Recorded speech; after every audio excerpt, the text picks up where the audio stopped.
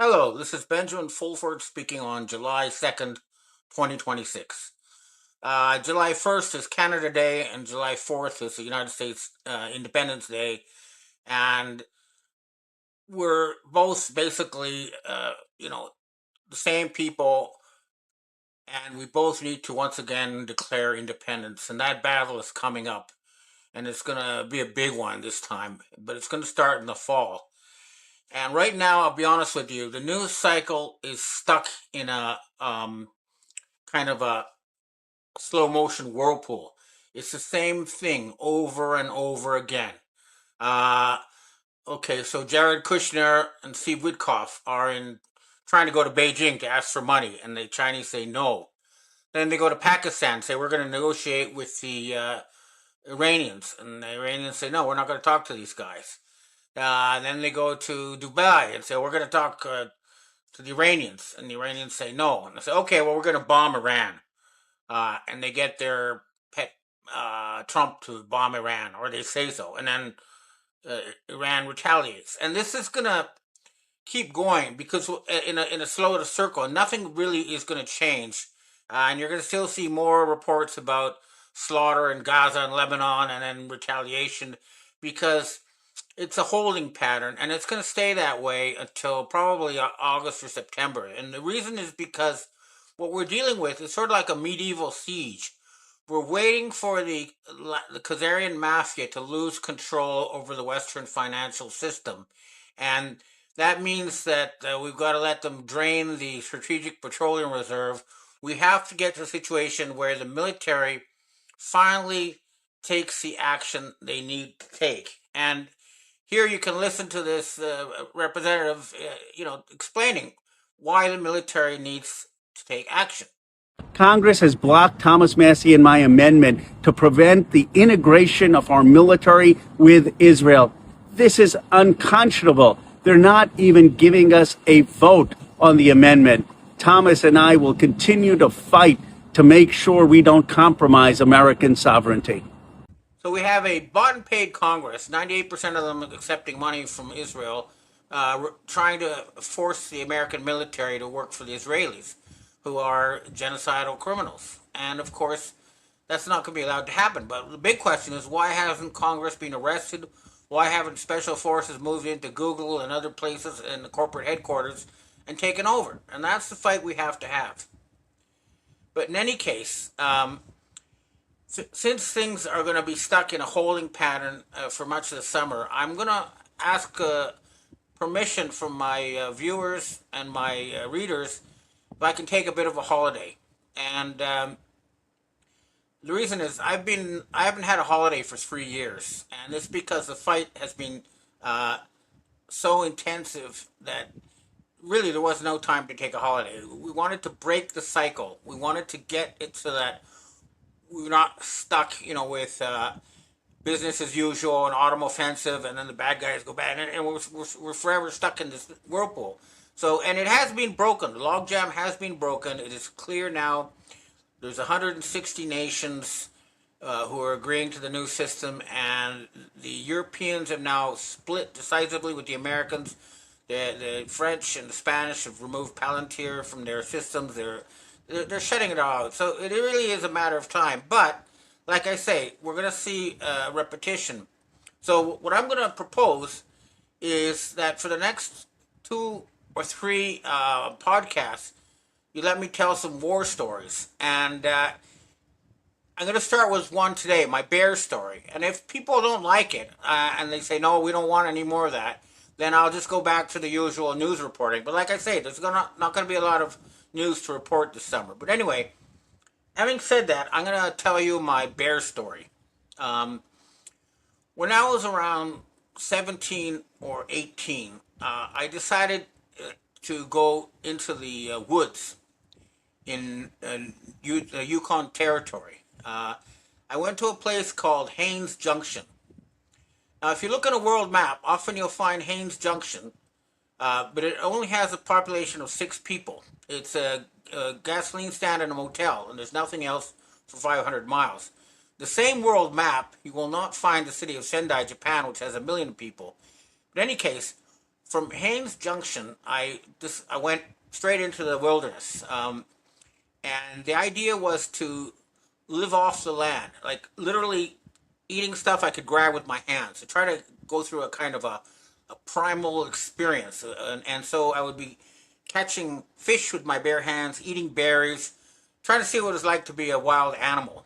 And I learned only too well because I was tromping through the forest, and I had a lot of bush experience in Ontario and Quebec. But there, I was, there's a lot of hunters, and bears are scared of people. So my understanding was if you made a lot of noise, the bears will run away, and everything's going to be okay. But up north, as far as the bears are concerned, anything that's not them is food. So I was still tooting along, and suddenly I heard this. I turn around, and like about 20 feet behind me, there's this huge grizzly. I mean, it's like later we saw scratch marks for 14 feet high, but it was, you know, um, way bigger than, well, more close to 2,000 pounds, 1,500 pounds, almost a ton, not quite, but 800 kilos for sure. It was a really big one. And it was claws, fangs, and I had no weapon. And I thought, oh my God, I'm about to get eaten. I tried to run, and I tripped. And I fell down, and I was absolutely sure I was about to be eaten.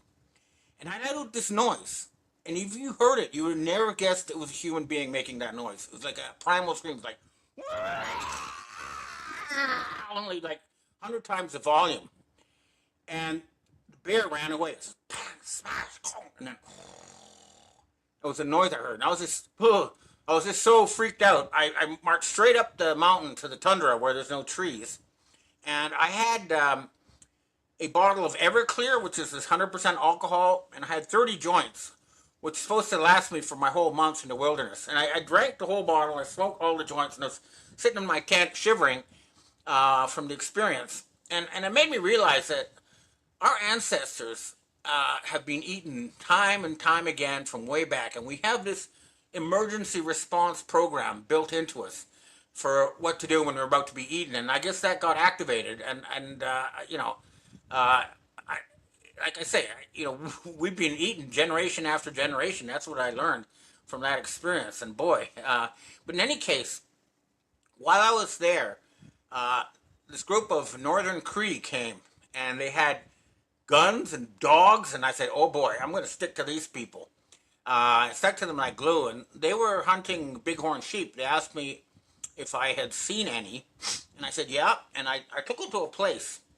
And by the way, you can see Mount McKinley from where I was. So that's the movie, the Paramount movies. They start with that mountain. I could actually see that mountain from where I was. In any case, I took them to the bighorn sheep. What they do is they sneak downwind and above hill, and they got to be above them because their instinct is to run up if they try to escape. And the two elders, they shot their each. They have a quota of one bighorn sheep each, and the two adults each shot one and right smack in the head. So 1 second is alive, next second's dead. But their son, who was still quite young, shot it in the hip or something, and it fell off the cliff. And they told me, well, you got to go help him. And we had to go down the cliff about 1,000 feet, really stiff, no steep, no ropes, and we hauled the carcass back up. And they smoked it, down back in the valley, and it was the best meat I ever ate in my life. And they scraped the skin, like scraping and scraping and scraping to make the fur ready. So I was very privileged to, you know, have an experience very close to what our, hunter and gatherer ancestors did, and I'm grateful for that. Anyway, the point is that I learned a lot from that experience, but I also learned how thin the veneer of civilization is. Because when I returned to civilization, okay, I went to a supermarket, and there was a big box of cereal with pictures of berries, right? And I just went like this, ripped open the box, and I'm thinking, oh my God, what am I doing? I'm in the supermarket, But it shows that it doesn't take much for civilization to completely vanish and for us to become like savage creatures. And that's what's going to happen if we allow these people to, to let the, social order collapse into anarchy, which is where it is headed. So hopefully that will not happen, and instead we'll all continue to live civilized lives. But in any case, that's my war story for today. And if people agree, if my viewers agree, I have a few more stories that I think are interesting that I could tell as we wait for the news cycle to heat up. But if people say no, we don't want to hear more of this, then I'll go back to my usual reporting. Anyway, I hope to see you again next week, and that's what I have to say for myself. Now let me answer any questions from readers and viewers. Hi, Ben. We have our first question for today. To recap, was the 240 billion that you had mentioned in last week's Friday video supposedly compensation to the Rockefellers, Kazari Mafia slash Chevron for the expropriation? Well, they can give whatever excuse they want, but the bottom line is that uh, they got come up with $240 billion, so they make an excuse to try to hit Venezuela up for that money, and they also they try to hit the Japanese up. Uh, but I don't think the technical reasons they give are meaningful. The point is that they owe the rest of the world, and they don't have the money, and they're trying to extort it, and they're not succeeding. That's the bottom line. Next question. Hi, Ben. The white hat military seems like it's been somewhat hidden for a long time now. At what point do you think that they'll actually end up showing themselves? Or is that not something that's likely to happen at all? Or are they just to continue doing what they're doing more behind the scenes? That's a good question, and what we do see, though, okay, is there's a lot of passive resistance. So a lot of generals resigned rather than accept orders to invade Iran, and also you saw that there has been no marine landings, no, and the navy has stayed away. So they're kind of disobeying, but it's passive resistance. What we're not seeing is the military coming into Mar-a-Lago and arresting all these people, which is what they should be doing because their commander in chief has been replaced by a fraud, and now okay, they came back and they put their own guy in as the so-called commander in chief, but that's not what we need. What we need is a, a complete reboot of the system. They have to go in there and restore democracy and rule of law, and they haven't done it so far. However, I am in touch with people in the Space Force and in the British intelligence and elsewhere, and the story I keep hearing is that uh, pieces are being put in place, and there will be more happening in the fall. So the things to watch out for is who's going to replace Keir Starmer in the UK. Is it going to be another person from the same faction uh, with the same agenda, or are they going to actually have an election and restore sovereignty for the British people and have Neil Farage elected and a new Bretton Woods system for the to reboot the world system, or is it going to be more of the same? That's what we have to wait and see. In the United States, it's the same. We want to see when they're going to actually start arresting the Epstein people and the Congress and all these traitors. And if you don't see that, then clearly the white hat military are a bunch of wimps, and we're going to have to take action at a more direct level. But the story they keep telling me is this year for sure in the autumn it will be different. We've heard that before, but hopefully this time it'll be different. Okay, next question.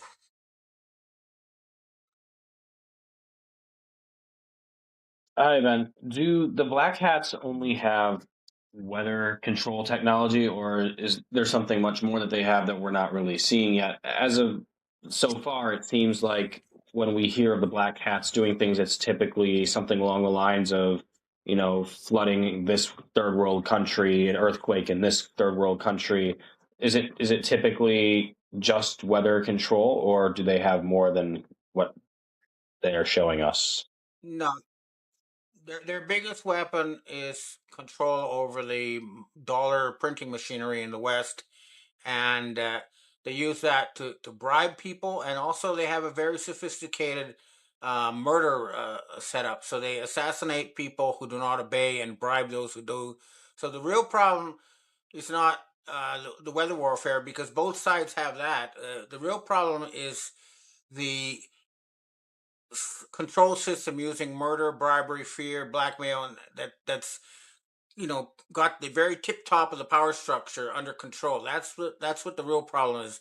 That's their main source of power. So the trick is or the answer is to take control of the financial system away from a secret group and bring it into the public domain in full transparency under the control of the people. And that's why we're calling for a new Bretton Woods conference so that in public, with input of the world public, we will set up a new system, not just replace one secret group with another. But at the end of the day, it boils down to control over the monetary system because that's the system that decides what we as a species do in the future. And I believe that belongs in the hands of the people, not in the hands of the secret elite. Next question. Hi, Ben. Would a 20-year hiatus on legal immigration turn things around? In your opinion, we've seen so much, both legal and almost pseudo legal slash illegal immigration from when the Biden administration was in power. What do we need to do in order to reset this to homeostasis? Well, back in the day, when, for example, my father was a Canadian diplomat, more than 80% of Canadians supported immigration. And the reason was to hire an immigrant, you had to put a want ad in every newspaper in Canada. And if you could not find any Canadian who could do the job, only then would you be allowed to bring in an immigrant. So they brought in people we needed, nurses when we didn't have enough nurses, engineers when we didn't have enough engineers. And that system helped make the economy stronger. And also, it made our food much more delicious because we got all sorts of variety instead of just the meat and potatoes we used to eat. But right now, the problem has been uncontrolled immigration concentrated on uh, military age males with low education. And this is not immigration, this is some kind of attempt at social engineering or some kind of attack on society. So, my view is that what we need to do is we need to forcibly remove all the immigrants who are welfare bums, who aren't actually contributing to society, and then go back to the old system where we only bring in the people we need and who can help. That's what I believe is the answer. Not some sort of blanket stop of everything, but just, kick out the bums and bring in good people. That's what we need to do. Next question. Evan, we have our last question for today. It's about data centers. Where can we find objective answers on how much water they really use? It seems like a lot of the sources contradict each other. In your opinion, are data centers beneficial to society, or is this really something that is truly taking enough resources to become a problem for us? I've never understood why a data center would need water. There's something else going on because I've been to data centers. They don't need water, okay? And if they're worried about overheating, all they got to do is build them in a mountaintop or in Antarctica or somewhere. So this is this is something else. This is some kind of land grab, money grab, resource grab, and they're using data centers as an excuse. But it's clear that this is going to blow up in their faces. There's no real demand for AI like they make it think there is. And it seems to me it's an excuse for some last minute looting and that the money isn't actually even being spent on data centers. That's my view. But I've never seen any technical reason why a data center would need lots of water. It doesn't make sense. They're lying to us. That's the bottom line. Okay, well, I hope to see you next week, and if possible, I'd like to be able to spend a couple of weeks with no telephones, no internet, um, just sunshine and swimming, so that I can be ready for the autumn. But if you want me to keep working through, just let me know. All right, well, hope to see you next week.